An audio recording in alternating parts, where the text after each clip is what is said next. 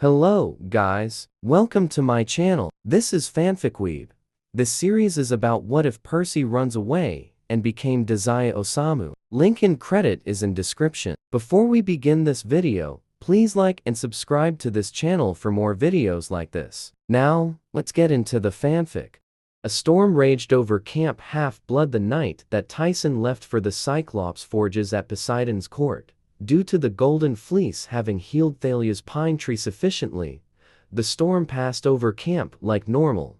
However, this knowledge did nothing to help the foreboding feeling that had placed itself in my chest. My predictions always had a knack for coming true, and as if I was one of the three fates myself, they were almost never pleasant. My predictions were never wrong, no matter how much I might want them to be. Lightning danced in the sky above camp as I fell asleep, as if the sky was sharing my feelings as well. My dreams were just as restless as they have been for weeks now. Demigod's dreams were almost never just dreams, but visions not meant to be easily brushed off as some nightmare's dreamscape. When I opened my eyes in the dream, I saw the same cliff that I saw a year ago when Annabeth, Grove, and I had snuck into the underworld. It was the cliff that Luke's shoes tried to drag Grover down into. Tartarus waited down there, with monsters and creatures older than some of the gods themselves. I could hear a voice calling from down below, taunting me. Polybichus sits alone in his cave, fooling himself into believing that he has won a great battle. Chronos' sickening voice calling up to me, what stops you from being the same as him? And there it was, a source for my uneasiness. Something had felt off since we sent Clarice back to camp with the fleece. It seemed as if Luke let us go too easily. Now I know. That's because he had. My dream changed as I heard Chronos' acidic laugh. This time I was following my brother, Tyson, down to Poseidon's court. On a deep blue throne, with coral decorating it, sat a man that somehow looked regal in a fisherman's clothing. As if noticing my presence, he looked me in the eyes and spoke the same two words that had been mailed to me days ago. Brace yourself. I woke up with a start. There was a loud banging at my door. Though annoying, it could not yet be called persistent, since the perpetrator of the noise let themselves into my cabin before I could even call out to them. Grover, the half-goat, was stuttering something about Annabeth and the hill. She's lying there. Just lying there, was the most coherent sentence that the boy could manage to form. The look in his eyes wasn't that of grief or wordiness, like I would have expected if Annabeth had been attacked while on guard duty last night, or if she had been killed. Instead, there was an intense look of panic, wrongness, and above all, fear. Something was off. I ran outside, across the central yard, with Grover following close behind me. Dawn was just breaking on what would have been another pleasant day at camp. The horn for breakfast had not yet rung, but still, the whole camp was alive due to the event happening at Half-Blood Hill. The campers were stirring and coming out of their cabins, whispers following us as we ran to the hill. I couldn't help but to recall my dreams as we ran. Some of the other campers joining us in some bizarre fashion of armor and pajamas. Chronos' strange proclamation and my sense of foreboding. I think I'm starting to understand where this is going, and I wasn't sure I liked it all that much. A familiar clop of horse hooves rang in my eyes, and out of the side of my eye I saw Chiron galloping up beside us. His face was grim. The centaur grabbed me by my arm, hurriedly swung me up onto his back, his actions telling just how dire the situation was, since this was something the man would normally never do. We thundered to Half-Blood Hill. Chiron was mumbling something to himself, like a scientist just figuring out why the experiment had not quite gone the way that he had wanted. "Cure the Titan Lord," he whispered. "He's tricked us again, given himself another chance to control the prophecy." I didn't have to ask him what he meant. We came upon the top of the hill, everyone lifelessly moving out of our way, their faces all similarly struck, like they had seen a ghost. We stopped at the base of the tree, where a strange girl was lying. Annabeth, still clad in her Greek armor, was kneeling next to the girl. Chiron was speaking to himself again. "The fleece healed the poison from the tree," he whispered, just loud enough for me to hear, but it seems that the position was not the only thing that the tree had purged. I leapt off of Chiron's back and went to the girl. Chiron was screaming at me to wait, but I ignored the centaur, kneeling by the girl's side. I studied her as I put my hand to her cool forehead. She was freezing, but alive. The girl was dressed somewhere between the styles of punk and goth. A black shirt made ineffective by the holes in it from some monster's claws, the tattered black jeans of a street kid, and a well-kept leather jacket with buttons on it of bands that I had never heard of before. "She needs nectar and ambrosia," I called out. I had none on me, but I figured that at least one of the campers that had taken the time to throw on armor would have at least thought to bring something to help any wounded. The girl below me had just been removed from the tree and the fleece's care, and if no one did anything fast, her father would have to turn her into a tree once more. "Come on, what's wrong with you people? Let's get her to the big house," I screamed at them. I knew what was wrong with them.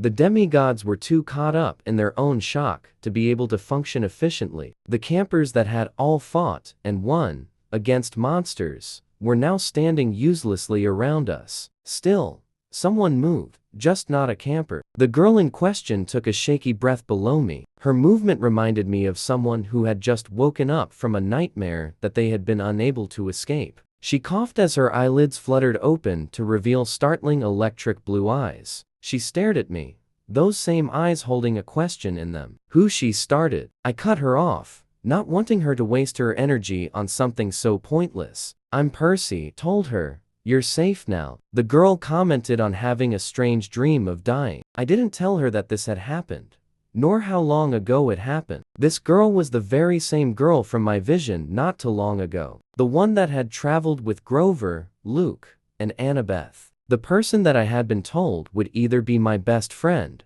or my worst enemy. Though I already knew her name before she said it, I asked anyway. "I'm Tyla," the girl said.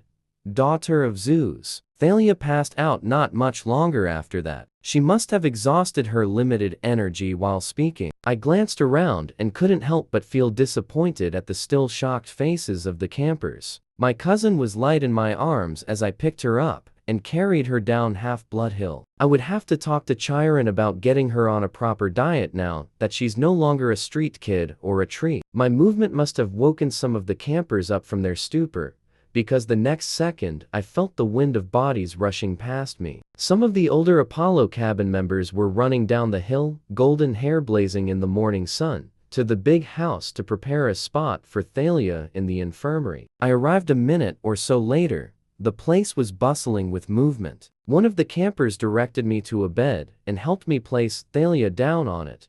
"Need a hand?" I asked the older boy.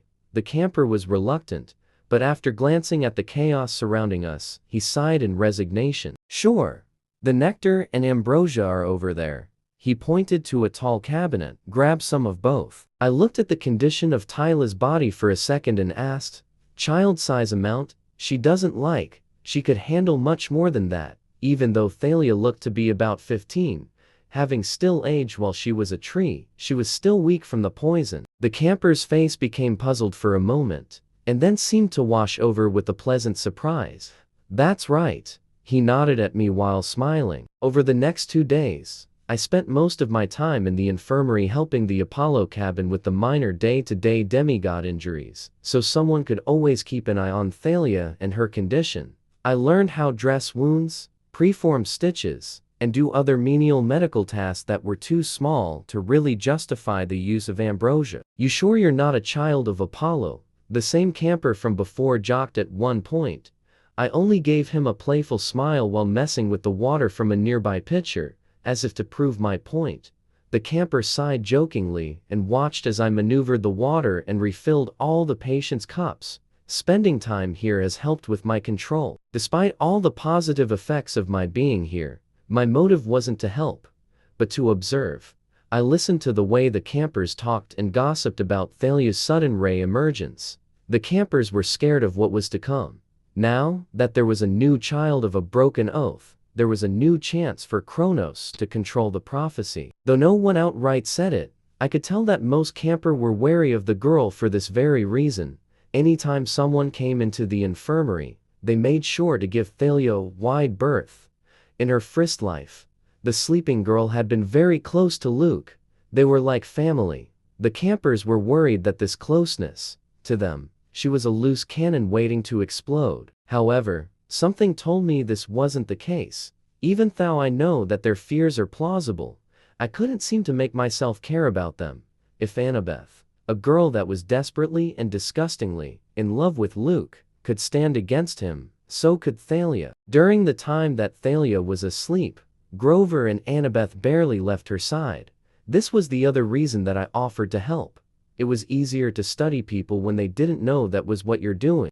For his part, Grover seemed stuck somewhere between sadness and relief. Thalia was the girl whose responsibility for her death he had been carrying on his shoulders for years now. The thought of her being back was like drinking nectar after the hardest battle of your life. Annabeth couldn't stop staring at Thalia. Every few minutes, she would touch the sleeping girl in some way. It was like Annabeth was checking to make sure this wasn't all a dream, that her friend was really back. Chiron stopped by on the second day.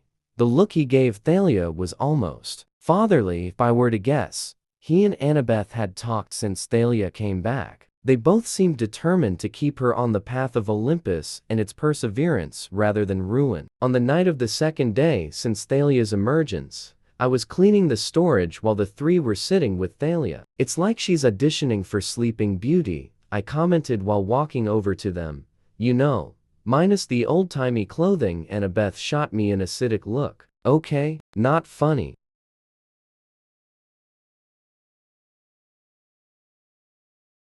"Welcome back to the land of the living, Mrs. Grace," Chiron said. He smiled warmly at the girl. "Maybe once you're better I could teach you some tricks, like controlling the mist." "Oh, hey, once you're better, let's go on a quest together."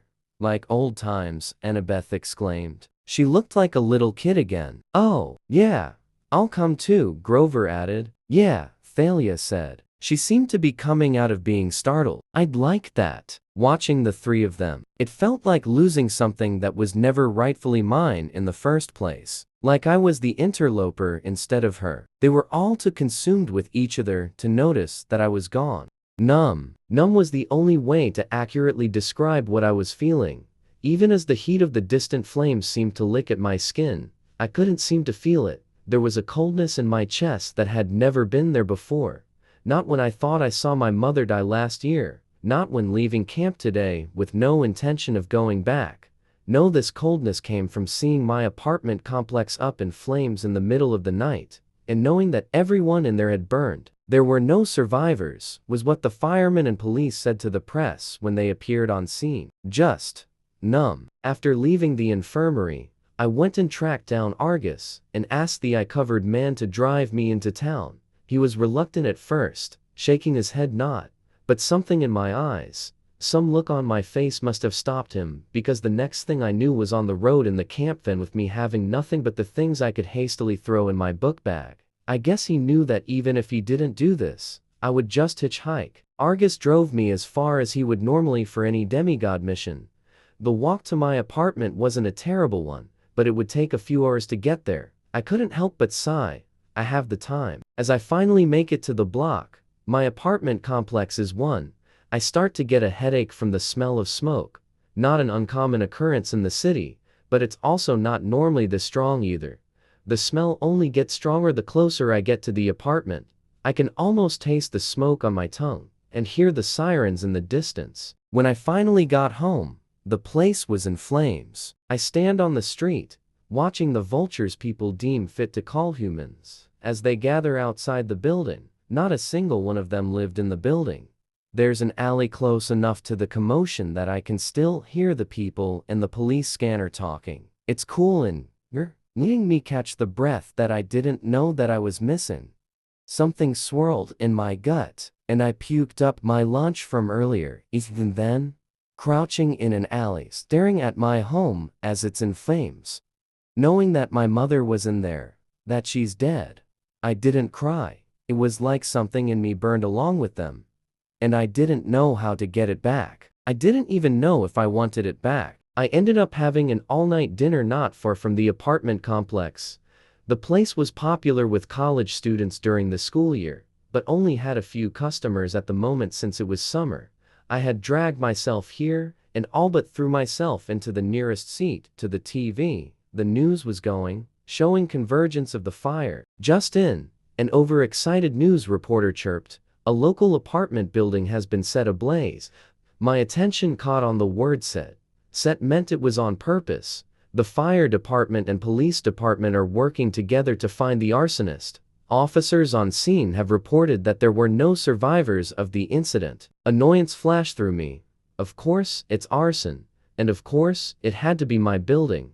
At a time when I was away, with no true alibi and a very strange criminal history for a 13-year-old. It was just a matter of time till the police saw this and decided that I was their pyro. It was ironic in a way, being the son of Poseidon and all. The way I saw it, I had two options. Since Poseidon has made his position on even visiting very clear, I couldn't stay with him. Best case, I end up in the foster care system. Worst case, jail. Neither was all that appealing to me. I left the dinner with the plan in mind for a third option. There's a local library near the apartment building and the dinner. The place is small and not very popular, but there are enough students and scholars in the city to keep the place afloat. The library itself was one of the shorter buildings in the city, older too, and possessing an old money sort of feeling. There were only 2 stories to the building, made of dark brick and large windows that open out onto a sloping roof. If I looked carefully, I could just make out what looked to be a hidden flat spot where all the sides of the roof meet. Looking at the library, it truly did seem like something found in the pages of The Great Gatsby, a book that Annabeth had made me read during the school year. It was beautiful, ethereal. The night cast dark shadows onto the street as I left the more well-lit area of the street. Before stepping inside the alleyway that was half made up by the library, I stopped to listen, stilling my breath. I listened for any sounds around me other than that of my own widely beating heart. The only thing I could hear was the scattering of a mouse's nails on the pavement as it rooted for trash nearby. Dealing with and seeing homeless people in alleys was an average, everyday occurrence for those living in bigger cities, but I couldn't help but to feel some weight leave my chest when it seemed that none were there. Though normal, some of the drunker ones could get quite violent. Even though I'm a demigod, I was still a scrawny 13-year-old with a weapon that is harmless against mortals. In times like this, I began to understand why Luke would opt for a weapon that could hurt everyone.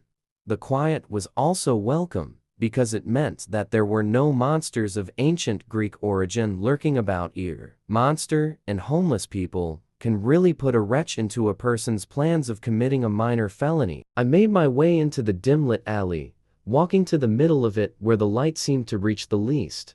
There are openings into well-lit city streets on both sides of the alley, so this would be the best coverage that I could hope to get. At camp, there is a rock wall with lava that pours down it.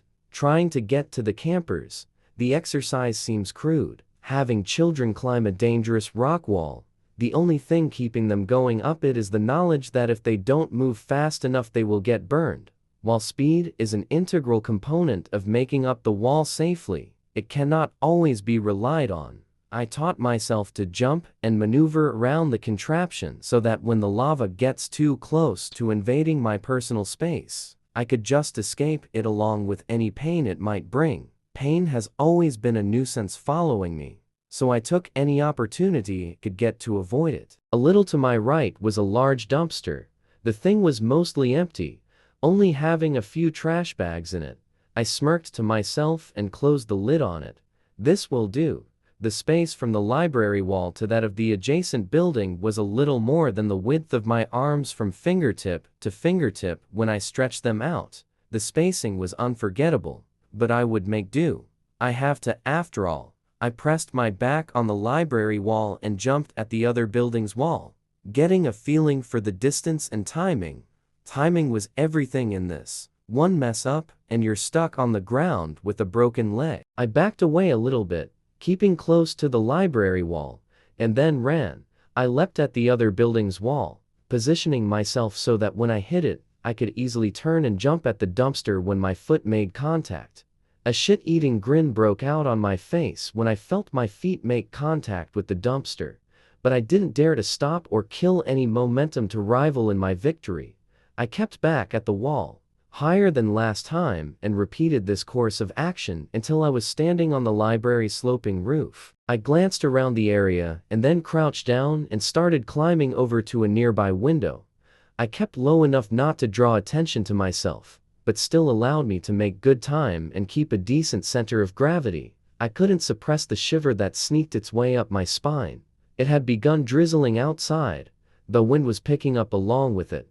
The coldness of it all bit at my skin, giving me extra motivation to move faster. There were small knobs on the window, more for decoration than any form of practicality, since there wasn't a balcony to allow for anyone to use the window from the outside, legally, that is. I pulled a little on one of the knobs with my right hand, using the left to keep balance. There was a small spark of triumph in my chest when the window opened with little resistance. Slipping through the window, I was pleasantly surprised to find my feet landing on something plush much sooner than I had anticipated them to. There was a little window seat. I had always thought that these little book nooks were interesting, like your own little world. I closed the window quietly and listened once more to the area around me. I was met with the beautiful sound of silence. The only proof that anything was living in here was the faint sounds of my own breath. The very same breath that I almost lost when I turned around to look at the surroundings. While the first floor of the library has always seemed a little unremarkable to me the few times that I had ventured in here, the second floor was anything but.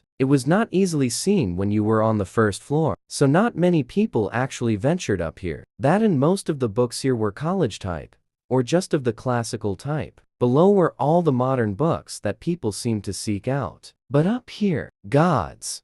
This place was beautiful. Long tables were in the center of the area, each having some old type of lamp on them. Each lamp held images of stars. When I pulled one of the strings, the whole room was lit up in stars. The bookshelves that otherwise filled the room were beautifully crafted, each having some type of fancy plaque on them, indicating what the shelves held. The second floor was like a reward to your curiosity. It was all truly so breathtaking, and yet, a cruel part of me that I had never truly met before wanted to destroy it all. That part of me wanted to see the places torn apart or in flames, so that someone else might feel as horrible as I should inside. So something else might share in my ugliness. The numbness didn't leave. Not really. Small sparks of dull emotion seemed to break through, but even though I seemed to be able to identify it and react to it, these emotions were like white noise. I wanted someone else to share my numbness,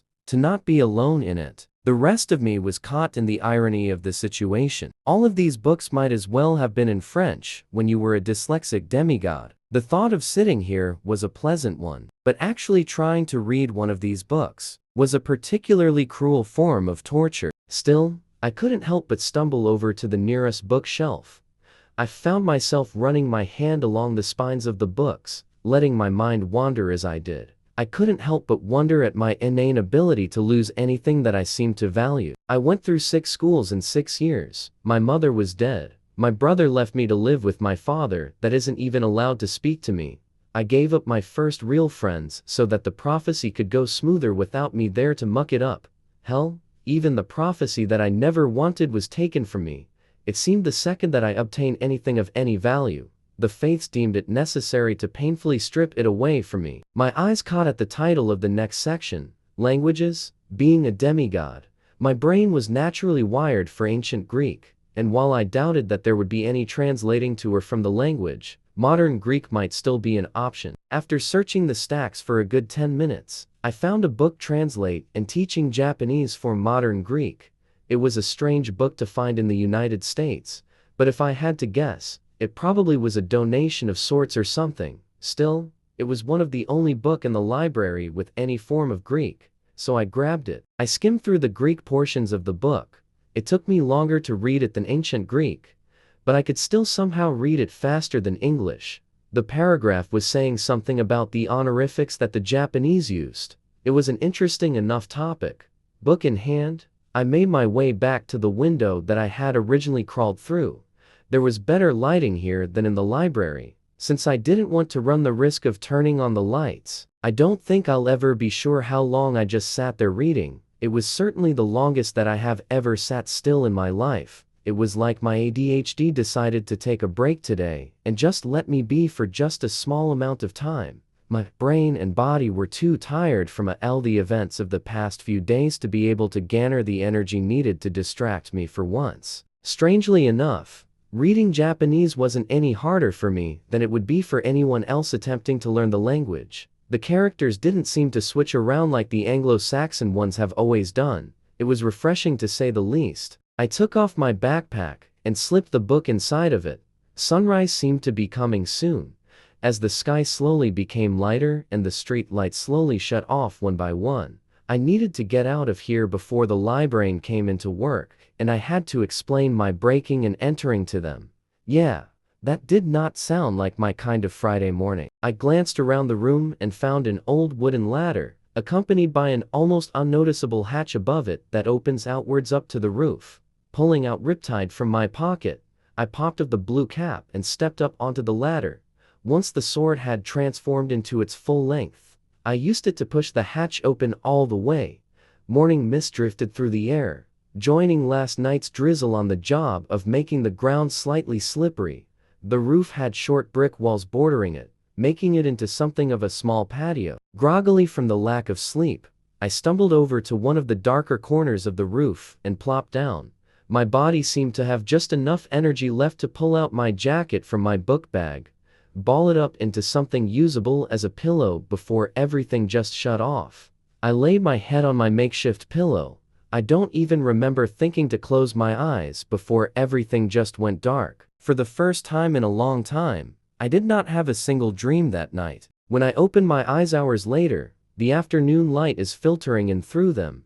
The light is harsh, as if it's punishing me for sleeping through the day. I can't help but wonder if this form of punishment isn't just. My mother, the woman that protected me the best she could, before I even knew what I needed protection from, was dead. She was nothing but a charred corpse. If only I had left sooner, if traffic had been faster, if I had been there to put out the fire and got here out. But I wasn't. I wasn't there. I wasn't fast enough. Now, there is nothing left of her but some unrecognizable figure in a morgue somewhere, and I can't even go to claim it. Stumbling to my feet, I walked close to the edge of the roof, crouching down behind the short wall. When I was sure that enough time had passed that any passersby that might have been looking up her hadn't seen me, I poked my head over the wall, just enough to glimpse at the world below. There was a heavy flow of traffic coming and going from all directions. Drones of people crossing the streets en masse, hordes of cars driving widely. If I had to take a guess, I would say that it was just a little after 5. Going back to my bag and jacket, my stomach took the opportunity to rumble unpleasantly, reminding me of the fact that I haven't eaten anything since lunch the day prior. The taste lingering in my mouth told the story of just how well I had managed to keep it down. Sighing, I dug through my bag looking for any form of food. Instead, I found a piece of myself dying inside as I came to the realization that while packing up all my clothes and belongings from camp, I didn't think to pack any food. Of course not, I thought bitterly. This was never supposed to have happened. I was supposed to be at home helping my mother cook dinner right now. A frustrated groan slips past my lips before I can stop it. I pull out the language book, placing it on the roof as I slide off my jacket, running my fingers through my hair in an attempt to look presentable. I pick the book back up. Once the bag is on my shoulders, I can imagine that I look like a normal kid. I think I could at least pass as looking human. Without thinking much, I throw myself off the far side of the building, away from traffic, into the alley, and roll to disperse the force. With a quick glance around, I walk to the opposite side of the alleyway than I had originally come in last night, and step into the crowd. To anyone walking past, I looked like a little kid taking a shortcut on his way home from the library. I might not be able to manipulate the mist like Chiron and, eventually, Thalia, but there are always easier ways to fool mortals. I went back to the dinner that I stopped by last night, ordering a plate of fries and a drink. While hunger was a nice motivator, food wasn't actually my only motive for leaving the safety of the roof. Tonight was a Saturday night, a designated party night while school wasn't in session.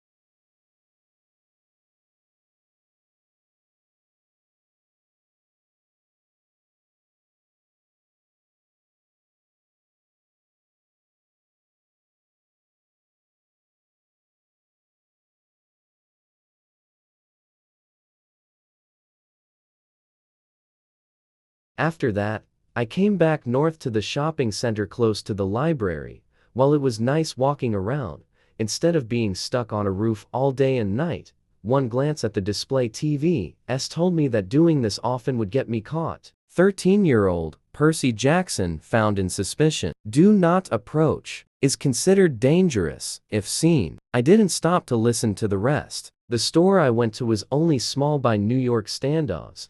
It could easily be considered huge to anyone from a smaller city. There was a technology section, grocery, kids' toys, clothing section, and even a small food court. In a way, the place was something of a knockoff Target or Walmart. Maybe a strange hybrid of both, drawing in green instead of red or blue. I skipped the shopping cart and grabbed the basket instead. Anything bought here today needs to be able to fit in my book bag. I didn't need to buy anything more than I could wear or carry. I grabbed a shirt, blanket, toothbrush and toothpaste, a refillable water bottle, and found some small cans of canned food. If I was keeping a mental count in my head, and I was, of the balance so far, it would be somewhere in the ballpark of 180 as of now. Knowing this, I threw in a box of crackers as well. Heading to the front, my eyes couldn't help but catch on the art supplies. Art had never really interested me much before, but I couldn't help but think of the fact that I'm going to be stuck on a roof for hours with nothing else to do but read and go insane. I grabbed a thick sketchbook and some fine point pens. I'll grab a box of mechanical pencils and erasers from the school supplies section on the way out. The next few months went much the same as the first few days. Pickpocketing strangers on the streets, sneaking down into the library at night to use the computers, and drawing during the day. I was able to continue learning Japanese through the computers, language learning websites and videos that taught grammar and pronunciation when speaking. If I had done this through school, I would have failed the class, but now, it was almost fun. It at least passed as a good distraction from everything else. During the day, cityscapes were the easiest to draw. I wasn't good at drawing by any means, but it was nice to be able to create something for once, not just destroy and kill. On the weekends, I liked sneaking down to the park and drawing the people there as well. They all were so content with their own happiness. I think a part of me wanted to learn how to have that again. On my way home from the park one night, a large cat came up to me. It rubbed its head on the legs and circled around them, but something was off. As it did this, it seemed to grow taller as well. At first, I thought that maybe it was just standing up on its back legs a little bit, but with each passing turn, the creature seemed to grow. Pulling out Riptide, I sprung away from the creature. It looked at me with almost a human amount of hatred, staring at the blade in my hands. It arched its back and hissed as its body morphed. What was once a large house cat became a three-headed monster the size of a full-grown lion. Ouch! That looks like it hurts. I would like to say that it was sarcasm, but it wasn't. The creature had the body and head of a lion, with the goat's head sticking up from the middle of its back, and a snake for a tail. The creature, the chimera, lunged at me with its claws bared. I jumped back again, narrowly avoiding a violent death. The chimera slid past me, using the pads on its feet to turn around as the snake had tried to nip at my sword arm. Hey, I'm feeling nice today, so let me help you with that. Swinging my sword at the snakehead, I ran at the creature. I felt a clean slice and heard a dull thump to the ground, but I didn't look. I couldn't. I was too busy running at the creature again to be able to see. The cap was back on my pen when the chimera batted its paw at me again with more force than last time. Instead of dodging backwards, I rolled forward. Getting under the creature, I uncapped the pen again, letting the sword materialize into the chimera's stomach. There was a deep roar as the creature tried to stumble away from me. In a last bit of effort, I twisted the blade and pulled it out of the beast's stomach. Like most mythological creatures, after it finally died, its body disappeared. All that was left behind was the head of the snake. When I looked around, I saw the city's nightlife, the criminal life. Anyways, back at the park, they were going through some kind of deal. At night, the park morphed into an area of underground dealings and drug sales. I walked closer and watched them from the trees, listening in on the conversations. No one seemed to notice that I was there. This activity was added to one of the things I did on a regular basis. One night, I waited for the main broker to finish up his dealings and start heading home. Just before he got to the tree that I was hiding in, I dropped out of it, already holding my hands above my head in a non-threatening manner. Of course, it didn't actually make me helpless. In time, it would take him to pull out his gun. I could already have a tsunami coming at him from the fountain in the middle of the park, but I would prefer to stall that action, holding it off as a last resort measure. Using your godly powers attracted monsters, and so far, the Chimera has been my only run-in. I would like to keep it that way. Caution was deemed unnecessary. After the man caught his breath, he just stared at me, waiting. I need a passport, I told him. He only raised an eyebrow at me, obviously not believing the situation that he was in. A good one, I finished. The man scoffed at me. Why not ask mommy and daddy, kid? You know, it the legal way. I knew his type. I grew up living in the same house as jerks like him. Went to school with bullies like him. He was the kind that believed he was the smartest in the room no matter the situation. That put him at a disadvantage. What? Can you not do it? I asked. The man bristled at my words. Bingo. The broker gave me a shit-eating grin. He looked young when he did that. Somewhere in the ballpark of 20. Can I do it? He mocked, all but laughing at the challenge. Yeah, I can do it. The real question is, can you afford it? How much? I deadpanned, having already predicted his reply. The man's grin deepened. $2,000, cash only. Done. Wah. The broker took a step back, surprised and confused. He had expected me to not be able to have that much. He should know that this is New York, and drunks carry around way too much money in their pockets, I said. I stepped closer to him, closing the gap that he had made. Done. He blinked a few times, regaining his composure. Okay, meet me at 7. I want half upfront, and the other half when completed. I figured as much. See you then. I stopped by the shopping market on my way to the library and bought a cheap box of brown hair dye and some reddish-brown fashion lenses. This will do, plain enough. Look to not draw attention, or be memorable, or describable. I went to the library's bathroom, laid some paper towels down on the floor, and took off my shirt. For the next 30 minutes, I worked the bleach and dye into my hair, covering it as thoroughly as possible. When I was done, I washed the substance from my hands and looked at my reflection in the mirror. I was scrawny for a 13-year-old boy, having lost weight since leaving camp. There were more scars there than I remembered having. They raced all over my arms and torso, made by laws, swords, and glass. Even with the use of ambrosia and nectar, scars are still sometimes left behind. Putting in the contacts, I watched as my sea-green eyes were hidden, covered by the brown lenses. An hour or two later, I jumped down from the roof with my new features. I could have passed Luke on the street right now, and he never would have known. He would have just walked past me like I wasn't the same boy that he tried to kill only a few months ago. I went to retrieve the passport from the broker about 2 weeks later. Looking at the creation, it was flawless. Name, Shuji Tsushima. Age, 13. Hair color, brown. Eye color, brown. Height, 5'6". Birthday, June 19th. All of the forged and fake information was there. Perfect. I looked at the broker. He was smirking, obviously proud of his work. I handed him the other half of the money and walked away. Going to the roof of the library and sneaking down via the window was second nature to me by this point. I didn't even make a sound on the way to the computer lab on the first floor of the building. But before I could do anything, I had to make a deal first. Zeus! A dull thunder met my summons. The king of the Olympian gods did not like to bother with calling demigods. I want to make a deal with you. Nothing. If you agree, you'll be free of me for the next few years. I continued on.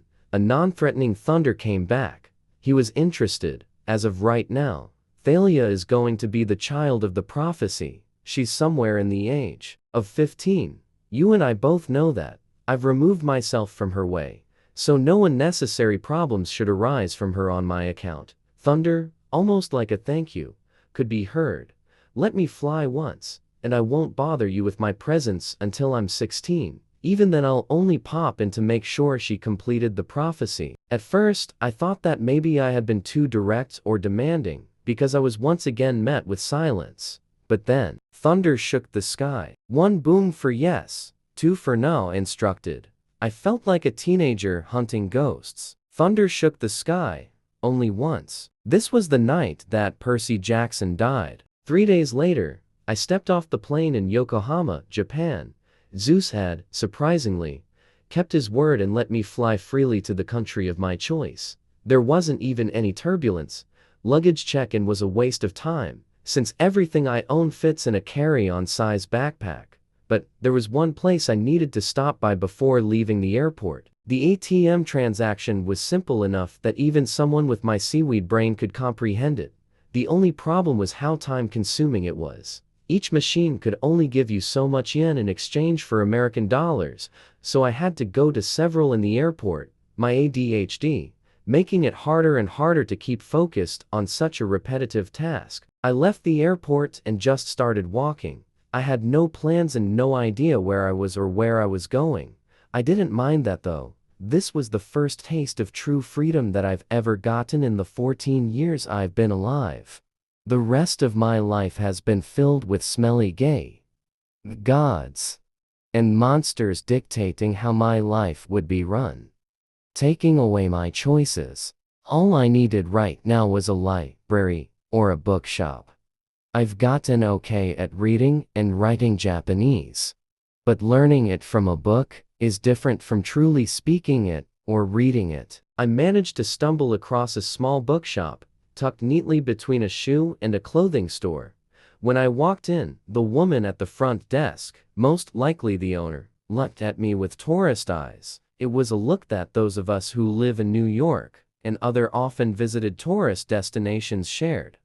No matter the city or country, looked down at my shirt, feeling slightly ashamed for receiving such a look. I was wearing my camp shirt. Camp Half-Blood Long Island Sound. She wasn't wrong to assume people wearing English shirts are tourists. But I didn't really qualify for that position anymore. Tourists are temporary visitors. I was a runaway teen wanted for murder back home and here to stay. Ignoring the woman and her piercing gaze, I walked over to the novel section of the store. Most of the books were simple paperbacks with familiar covers or overdone tropes, but one strangely caught my eye. I remember a song that the Stoll brothers used to sing until Chiron banned it from camp, something about all the dumb ways to die. Though the brothers must have modified it to fit demigods, since whichever mortal that wrote it wouldn't have thought to add mentators or challenge an Olympian god to their list. The book was titled The Complete Guide to Suicide, a crude title to put simply, but who was I to judge? Without thinking too much on it, I picked up the book and leafed through it, surprised to find just how many things I have done in my life that have made it into this book. Demigod life is weird. I bought the book, receiving a worried look from the store owner, but her pity was useless. I wasn't planning on killing myself, not really. It's not like I would ever use it, seriously. I'd been in Japan for a few months now, long enough that I didn't think of camp all that much anymore. After sleeping on the streets for a few days, I moved to Yokohama's slums, Suribachi City. It was a strange city built into a crater left behind by an explosion 7 years ago. The city was deep enough that depending on where you were, the sunlight might never reach you. The sea, which could be seen from almost everywhere in this part of Japan, could never be gazed upon from within Suribachi City. It was its own little world. The slums were not the cleanest of places, but they were warm. Nights were getting colder as winter drew closer. Fall already almost done with. At least in the slums, there were always fires burning. Food was scarce in the slums, but that wasn't anything new to me.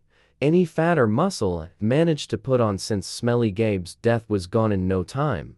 I felt weak in a way that I hadn't since I was in elementary school. Even so, being here was better than any jail cell that the police would have thrown me in back in New York. The people here were more aware of everything.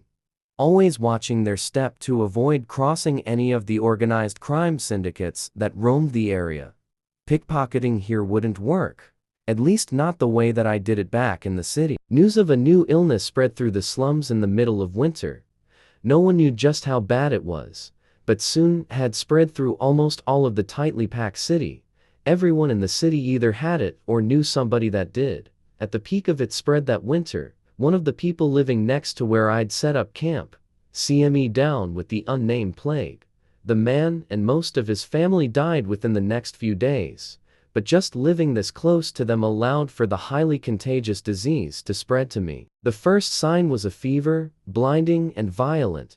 My skin felt like flames were constantly licking at it, the flames dancing horrifically on my skin. It felt like someone had thrown me into a vat of lava, just cool enough I wouldn't die right away.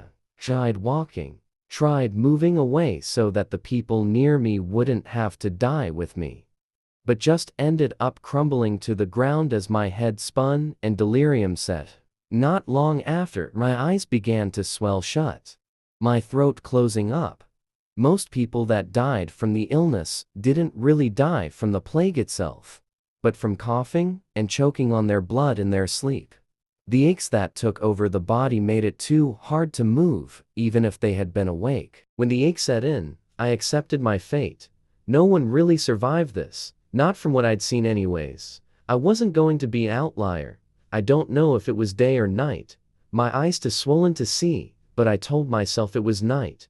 Dying at night, under the stars in a foreign city, seemed like a beautiful concept to me. It was something much more peaceful than I could have hoped for back at camp, where even trees weren't safe from the claws of war. When my breathing slowed and my head dropped to the side, my struggle to keep it up gone, a smile curled on my lips. Death would finally come for me. No more losing anything that I've worked to obtain. No more fighting to survive, starving at home or on the streets. No more killing, just peace. Everything became still as dreams danced across my vision. For the first time in months, this feeling, nothing in life could really compare. Not anymore. Sometime later, I felt my body shift. I tried to open my eyes, surprised to find that the left one actually would. There was an old man in a hazard suit pulling on my leg. Behind him was a pile of bodies. The government had sent someone to care for the dead before the disease could spread past Yokohama.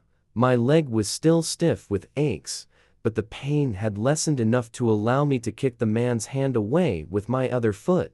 He stumbled away, a brief scream escaping his throat as the man clutched his chest. I held up my hands, using my little energy to shoot the man the bird. He ran off, taking the dead bodies with him. A sense of grief gripped my heart when I realized what this meant. I hadn't died.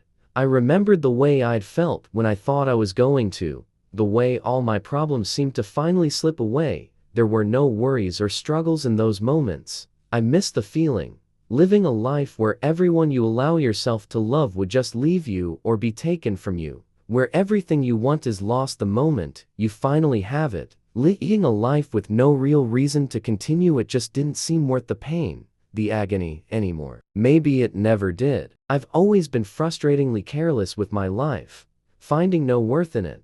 Maybe I'd just been living to realize that I wanted the peace of dying. Maybe I've just been living to die. My book bag had fallen to the side. I went to grab it, but something felt off. The picture was distorted and blurrier than it should be. It was like I was taking a vision test.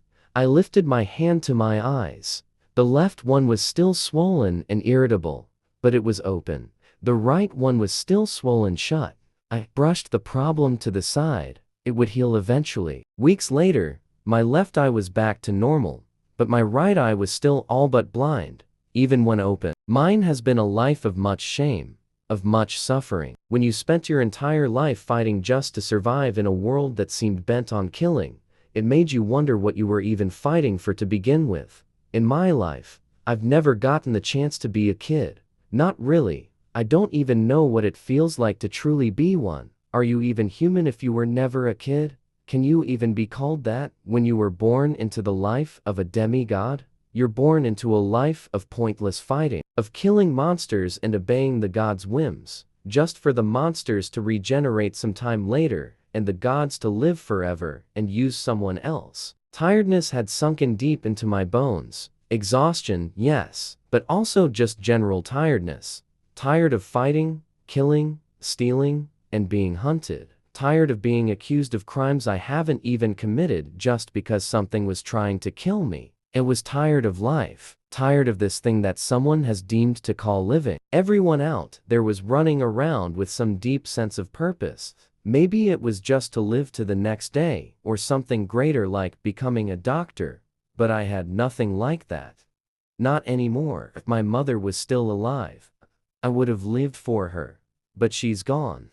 Thalia should have already gone through with the prophecy at this point. New York and the rest of the Western world wasn't in flames yet, so I can only assume she led the gods to victory. The gods who haven't tried to kill her for just existing yet like they have me. It doesn't even matter if she failed. I don't think I can bring myself to care either way. All I know is that completing that prophecy has been my purpose. But now, it's lost to the flow of time. When your life has been debated by a group of deities right in front of your eyes, is it even yours to live, or are you just passing time until someone finally says that you can rest now, that your fight is over? When the scars on your body grow, when you add to them with your own hands, is it even worth living to just destroy yourself more? My arms were a torn story that everyone could see, filled with deep cuts from swords, claws, spears, arrows, from me. When you're not even mortal, do you have the right to call yourself human? All these thoughts swirled in my head. They danced there, singing a deadly duet. They led me to a bridge in the middle of the night. At least I'm smart enough to do this when anyone that would have tried to save me is long asleep. The only people up at this hour were the ones belonging to the criminal underworld of this city. None of them would save a child from doing something like this, from killing themselves. The bridge was tall enough to kill any mortal the moment that they hit the water down below. This spot felt like coming full circle in a way. I was born from mortals and the sea, and to the sea I would return. No one should have let something with the heart of the ocean, restless and forever changing, live on the earth. Not when life on earth felt like a prison. My bag was safely on the ground behind me on the safe side of the railing. Someone else could have the things in there. I wouldn't be needing my demigod powers that would have let me survive this fall were gone. Being here, in Japan, was too far outside the realm of the gods' influence. This fall would surely kill a mortal. And now, was just as weak as one. The wind blew strongly, encouragingly, almost, as I stood there on the dangerous side of the railing. Maybe I was waiting to realize some reason, something to keep me alive. But there was nothing to find. My hair had gotten longer since I ran away. It fell in front of my eyes, nearly obscuring all my vision between it and my blind right eye. Maybe that's why I didn't notice the girl making her way to my side, staying on the safe side of the railing. Maybe I just didn't care enough to be aware of my surroundings anymore. The girl was blonde, with long flowing hair and a colorful red dress that screamed money in many ways. Something about her was unsettling as she made herself known, clearing her childlike throat. I startled slightly at the noise, my hand instinctively reaching into my pocket, to riptide. I turned to look at the girl, spinning my body so my back was to the water down below. Something about the girl was off, alien, almost, but I couldn't quite place it. Something about gave off the impression that she wasn't quite human. Was this how people felt when they looked at me? If you're going to jump, the girl started, leaning forward on the rail dangerously, you might consider doing my friend a favor first. The girl was eerily calm as she stared at me waiting for an answer. Something told me this was not how she usually acted. She seemed like the brattish type, but this situation was delicate, so she was too. Though why a girl that looked 3 years younger than me knew to be calm in a situation like this, I didn't know. I smiled at the girl, a fake, well-practiced smile that had fooled my teachers into believing that everything was okay back home. Tell you what, I took one of my hands off the railing. I'll make you a deal. If I survive the fall, I'll help that friend of yours. A strange look filtered across the girl's face. I didn't waste the time to try and place it. My other hand had already let go of the railing as I was talking to her. I leaned back, letting gravity take me. Maybe it was cruel to make a young girl watch this, but her trauma wasn't my problem. The wind flowed around my body the way that water used to, chilling me as I fell. I watched for a moment as the railing became smaller, but as I was about to close my eye, the sight of a figure kept it open. The girl had jumped after me. She was glowing slightly, a pinkish hue encasing her. She fell faster than I did, like some force was pushing her down. Her hand was outstretched, latching onto my bare wrist. I thought her touch would feel warm, like another person's. Instead it felt like nothing. The girl pulled at me, slowing both our momentums down forcefully, but just as quickly as she had done that, as the trumpet smile had morphed the girl's face, a blind blue light exploded between us. The girl disappeared with the light as I hit the water. The first thing I noticed when I woke up was that I was not dead. I'd been to the underworld before, and while some people might consider this place hell, it was not the real thing. I was strapped down on a medical bed, my hands pinned to my sides, unable to move. Suicide watcher smart. Not that I would if I wasn't. My entire body roared in pain just at the thought of moving. This pain, too, told me that I was alive. Chemical smells wafted through the air, revealing that I was in some type of medical facility. My skin felt strange against the bed. Where sheets should have been soft and cool, they felt slightly rough, containing almost. There was a bandage covering my right eye, shielding it from the harsh lighting. From what I could tell, there were bandages covering my arms and torso too. I suspected that if I were to remove them, I would find bruises lining my skin. Whichever doctor I have probably put them there because some older wounds reopened when I hit the water. There were clothes on me. Fancy clothes, almost. A nice dress shirt and dress pants. These were the nicest clothes that I'd ever worn. Someone must have changed me into them when I was brought here. This just added to my assumption that I was not in a real hospital, but some type of facility instead. There was a man, a doctor, judging by his long white coat, standing in the shadows, observing me as I took everything in. I survived then. It wasn't a question, so the doctor didn't treat it as such. Maybe in this moment, I should have been feeling grateful to be alive. Instead, I was just wondering how long it would be before I could leave here and try again. This time, without pesky interference. The doctor stepped closer, bringing himself into the light where he could be better seen. His coat swayed slightly with him. The man wore a formal shirt and pants instead of scrubs like doctors back home. He had shoulder-length black hair commonly found throughout Japan. Everything about the man was average, boring even, except for his eyes. The man possessed a pair of purple eyes, a color no human should have. More interesting though, was the intelligence those eyes held.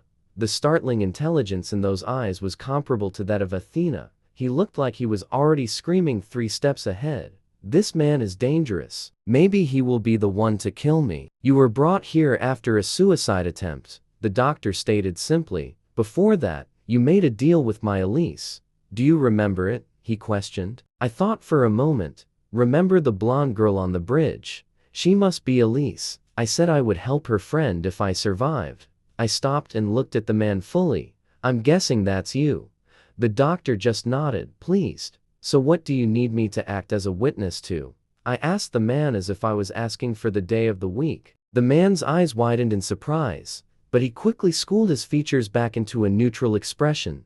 But his gaze on me felt different, almost like he was impressed with me. How do you figure? I resisted the urge to roll my eyes at the man. He was tiring. Instead of just confirming my suspicions or calling me a fool like everyone else, he wanted me to explain my thought process. A suicidal teenager who no one will miss and just kill himself after completing whatever recording of the events it is that you need me to do has fallen into your lap.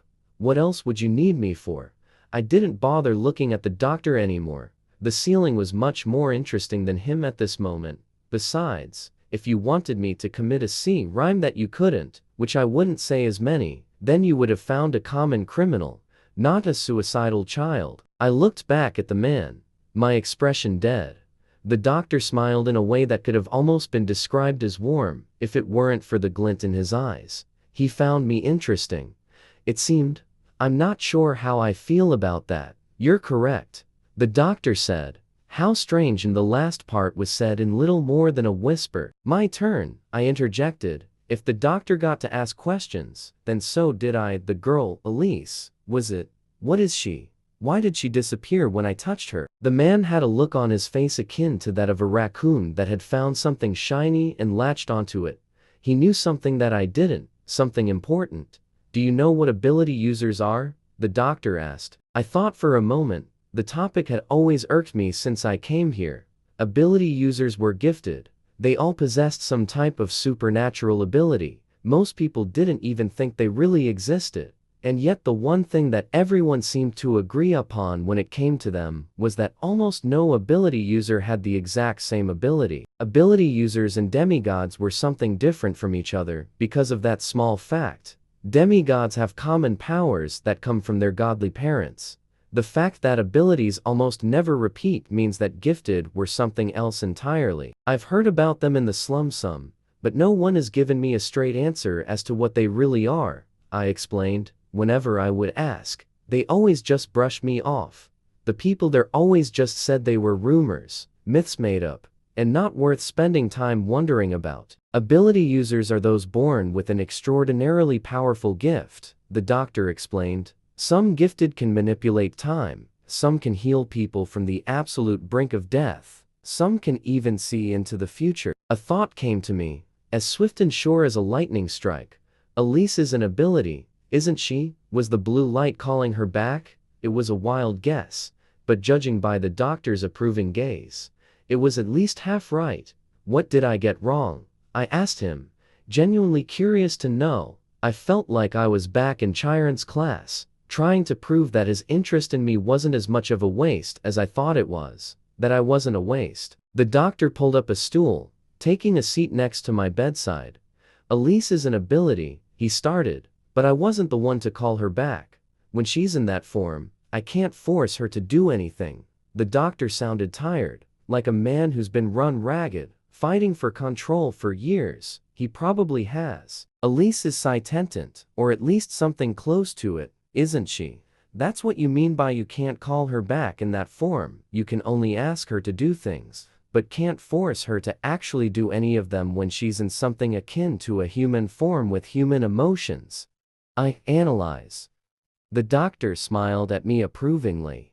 That look was enough to tell me that I was right about my assumptions. I felt my brows furrow slightly. That it'd be easy to tell given the bandages on my face. I had a few actually. But I thought it best to wait it out. Correct. Good job. A small flood of warmth rushed through at those words. I've been praised for my intelligence before. Only combat abilities and success in battle. In school, everything was hard. I was always 6 steps behind, not being able to easily read what was right in front of me. At camp, I was still behind, not knowing enough of the Greek myths to even keep myself alive on my own. But this was all me. Any other observations? I thought back to the fall.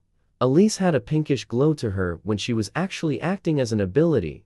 Since you say that you didn't call her back, then the blue glow was most likely the work of another ability user, I stated, summarizing my thoughts while still dancing around the theory in my head. The doctor seemed to have noticed what I was doing. You can say it, he encouraged. I know that you've been thinking about it since your fall. I would have to learn to hide my thoughts and intentions around the doctor better. I gathered up my courage. Adults being anything other than displeased with my intelligence is a completely new concept to me. Something that I know the doctor can easily see and is playing into. But this has never happened before.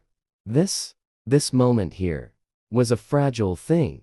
Even though I know that once I act as a witness to whatever crime it is that he wishes to commit and lie for him, it will be over. Even though I know that his whole scheme is built around me being disposable. This isn't something that I want to break just yet.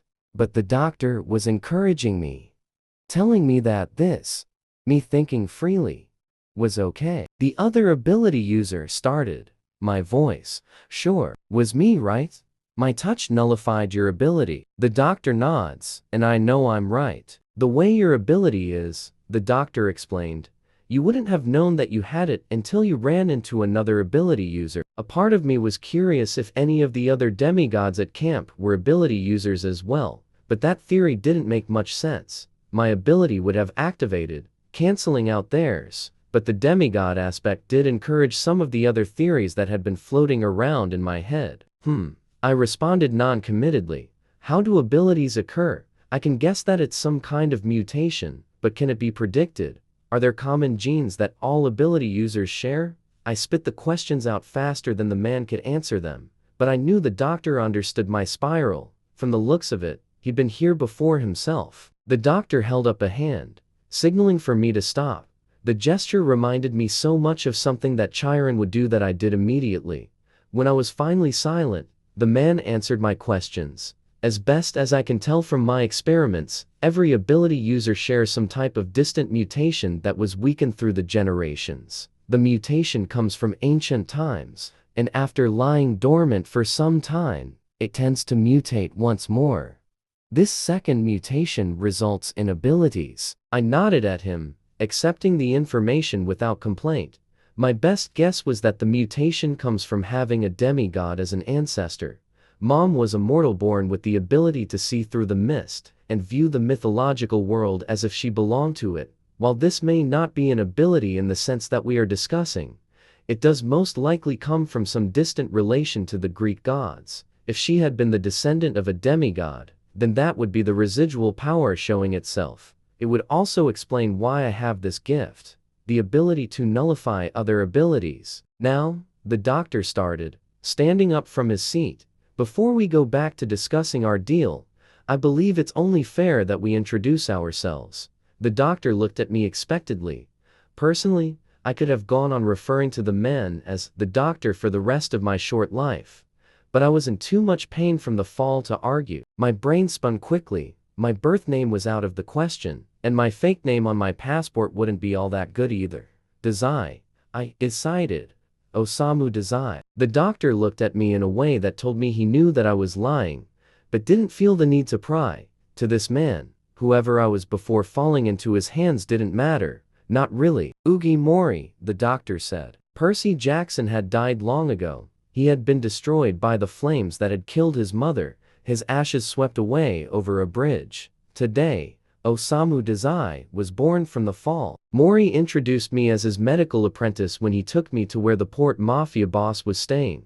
The guards gave us weird looks every time we visited. They thought that my being there was some type of joke, that I was too young to be of any use to anyone. They just didn't know the rules of the game that we're playing. We would go do the boss's checkups after Mori was done for the day, acting as the general mafia's underground doctor. Surprisingly, there weren't many injured mafiosos during the week that I was with Mori leading up to the climax of the man's scheme. Most of the time, Mori just did paperwork or experimented with blood samples. On the second day I was with him, Mori asked a strange question. Dazai-kun, Mori said suddenly, bringing my attention away from the suicide book that I'd been reading to the underground doctor before me. Do you think I could have a sample of your blood? To be completely candid, I've been expecting this to come, just not quite so soon, but blood doesn't really matter to a dead man. Sure, Mori-san. My arms were still securely bandaged, something that I've made no move to undo. If anything good were to come out of this, it would be the relief that I get from having these bandages in place. Mori knew better than to remove them as well, so he took the blood from my neck. This happened multiple times during the week that I posed as Mori's assistant. At the end of the week, my neck was left bruised from the constant abuse to it. I wrapped some new bandages around it, stopping the extra stares that I received every time I left Mori's office to go to the room that he'd procured for me in the Mafia building. At the end of the week, before our last visit to the boss, Mori stopped me before I left his office. I'd like to give you something, he said. The man's hands were hidden behind his back in a secretive manner. I waited for him to continue. A thank you of sorts for the help that you've been since you were brought here. Mori held out a large black overcoat, big enough to fit the man himself. I took the piece of clothing, draping it over my shoulders. It was worn from use, but well kept. It was the first gift I'd been given since Chiron gave me Riptide when I was 12. I nodded at the doctor in line of a thank you. Not that he'd really been expecting one. I wouldn't waste either of our time on fake signs of emotions like smiles, something that Mori seemed to appreciate. Like every other time we visited the boss, he was raving, spouting one crazed idea after another. This time, he was giving the order to take out all other enemy organizations. A stupid order to give, given the current state of the port mafia. But who was I to argue with the ravings of a senile man? I just turned the lunatic out and stood by the window, waiting. Mori didn't make me wait long. The scalpel had slipped into Mori's hand before the boss could even finish the brunt of his rant. In one elegant move, blood splattered the walls, running down. Blood gushed from the boss's throat, drenching the white sheets, dyeing them a deep red. And there I was, watching the scene unfold. I should have been horrified, but there was only a dull sense of surprise. I'd seen countless beings die in my short lifetime. This death was by far the most tame of any of them. When did I become so passive to the world around me? The boss has succumbed to illness. Before his passing he named me his successor. You are the witness to this fact. Mori turned around, facing me. There was blood splattering the man's face, making it look like an abstract painting created by some deranged fool. Understood? I stared at him, my eye cold and lifeless, and nodded. Sadly, this video is now over. If you liked this video, please leave a like and subscribe to this channel for more content like this.